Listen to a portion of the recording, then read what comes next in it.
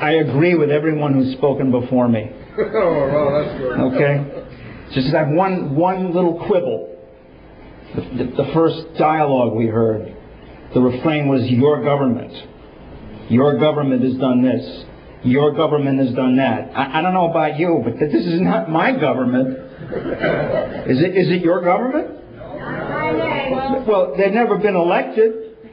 I mean, it's just a little, technicality, I grant you. But they've never been elected. No one has voted for them. I mean, a few people voted for them. But the fact of the matter is that this administration's agenda is so extreme, see, that they have to steal elections. They wouldn't be in power otherwise. And the actual election stealing is of a piece with the gerrymandering, which is upheld by the Supreme Court, with the ownership of the corporate media so that you get their propaganda message 24/7. They've got to do all this. This isn't just, one of their many crimes. Now, I only have 6 minutes, so I can't even begin to do justice to those crimes. But let me just mention a few of my favorites. Okay, we just found out that, the president has, as usual, openly acknowledged, in fact, boasted of the fact that we got a secret gulag in the world in which we're torturing people and holding them without charges or legal representation for years. I mean, previous criminals in the White House have tried to keep their crimes a secret. These people don't. Have you noticed? They're completely open about it. And you know why that is? Because they don't fear electoral defeat. That isn't because they think that people will keep voting for them, because, as I said, they don't care whether people vote for them or not. And the reason why Karl Rove now wants the Republicans to keep talking about war and terrorism, war and terrorism, war and terrorism, war and terrorism, is not because he thinks it will make people vote for them. Because, as I say, they don't care who votes for them.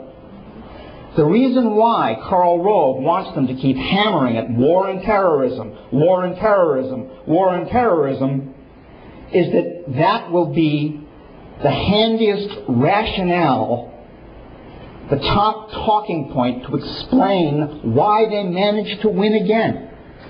Right? And we're all talking about how badly they're doing. They're in big trouble. The Democrats are going to sweep the House and Senate. Well, even if I liked the Democrats, the fact is that, if they ran my favorite candidates in the world, that doesn't make any difference. Whatever they do, they can run Jesus Christ himself. And they could have the most brilliant media policy in political history. They could play it all right. They could push all the right buttons. They're still going to lose. Because these people have no exit strategy. See? Understand this. They're not incompetent. Okay? Katrina was not the result of incompetence. The way this war has been handled, it's not about incompetence.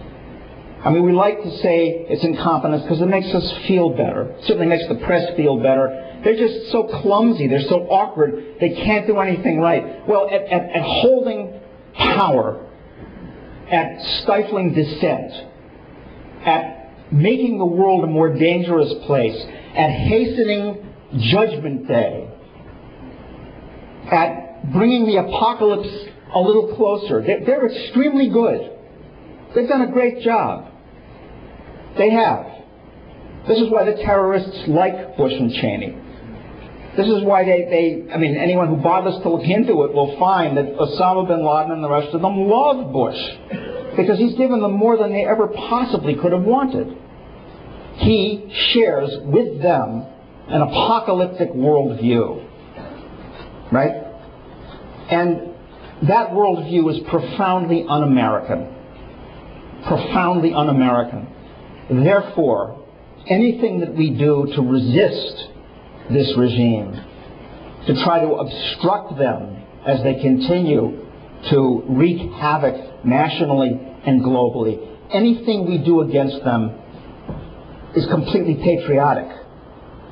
It's really our duty as Americans to stand up against this machine and try to stop it, as the opposition in Mexico is trying to do right now. We should be doing the same thing. So we should turn out on October 5th.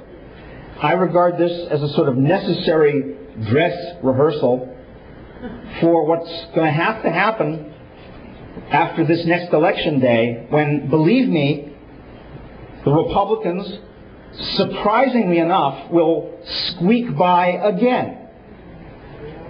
And the press will say, well, it must have been war on terrorism. Must have been war on terrorism, war on terrorism. People were frightened into voting them in again.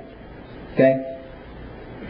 It's finally going to come down to having to get out into the streets and otherwise find new ways to resist. Because finally, American democracy is not about the Democratic Party. It's not about the media. It's about the people. Thank you.